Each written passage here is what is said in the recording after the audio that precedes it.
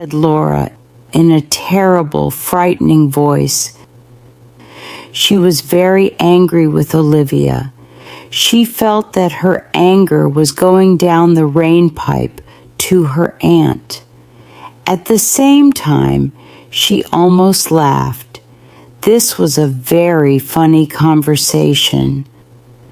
Laura lay and listened. No sound came from the rain pipe. The afternoon had become cooler. Black and gray clouds had covered the sun. There was a roar of thunder.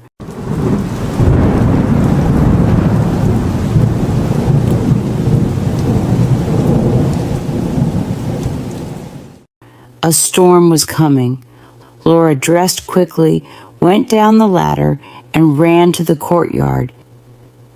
"Aunt Olivia, did you hear thunder?" Laura asked. Yes, I am going inside the house. Don't wait for me." Laura watched her aunt go inside the house. The sky was getting darker.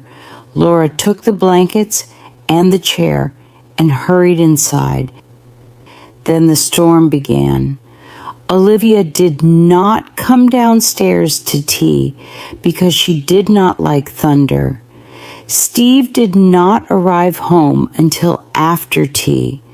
By this time, it was raining.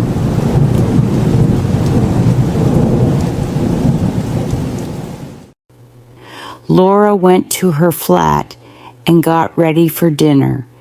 She put on a pretty pink dress and went into the drawing room. Steve was waiting. He was standing by the drawing room window and listening to the rain falling. He now had a different look on his face as he watched her. The drawing room was lit by the soft light of a table lamp. Laura walked towards the study table near the door.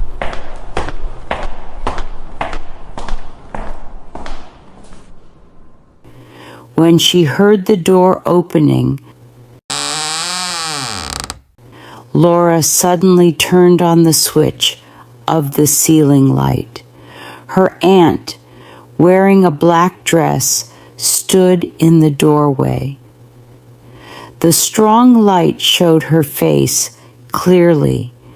Olivia was wearing makeup, but her face looked old and full of hate. "Mother, you look like a little old lady," said Steve in a shocked voice. "Aren't we going to eat dinner?" asked Olivia angrily. Olivia sat at the table, getting angrier and angrier. She looked very, very old and very ugly. Laura and Steve watched each other. He was very shocked by his mother's face. "You pour the tea. I hate it. I'm going to bed. Good night," said the old woman quickly. There was silence. At last Steve said, "I'm afraid that Mother isn't well. She must see a doctor." The rest of the evening passed in silence. Steve and Laura stayed in the drawing room. A fire was lit. Outside, cold rain was falling. At about 11 o'clock, the door opened and Olivia came into the room. She shut the door and came to the fire. Then she looked at Steve and Laura with hate in her eyes and said, "You two should get married quickly.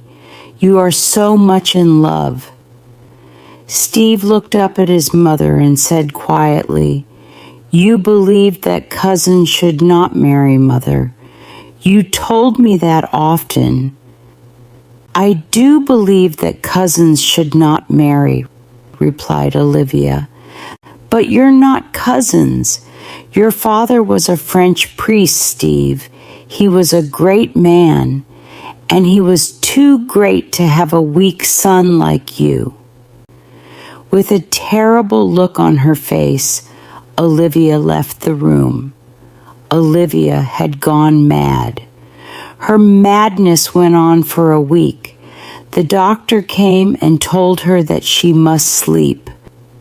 He gave her drugs to help her, but she did not take the medicine.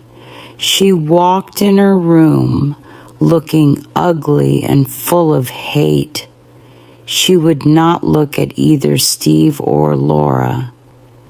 At first, Laura was frightened by what she had done. She realized that her trick had made her aunt mad. Laura almost felt sorry for the terrible thing that she had done. Then she thought, "This woman is the real Olivia. We never saw her true face before." But Olivia was not going to live long.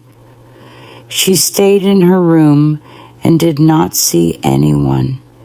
She had her mirrors taken away.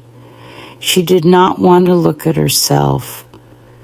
Steve and Laura spent a lot of time together, but Laura could not tell Steve what she had done. She was afraid. "Do you think that your mother ever loved anybody?" Laura asked him one evening. "Mother only loved herself, and she loved power," Steve said. "She got her power by controlling other people's lives. She was beautiful, and she grew strong by controlling everyone and everything.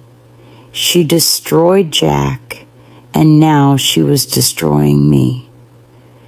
"Can't you forgive her?" asked Laura. "No, I can't.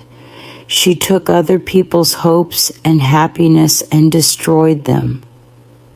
2 days later, Olivia died. Laura found her dead in her bed. Olivia's heart had become weak, and the drugs that she took were too strong for her. But after her death, Olivia got her revenge on her son and her niece. Olivia Wood was a very rich woman, but she left Steve only £1,000, and she left Laura only £100. The rest of her money went to a museum. She had built a museum and given it her own name, the Olivia Wood Museum.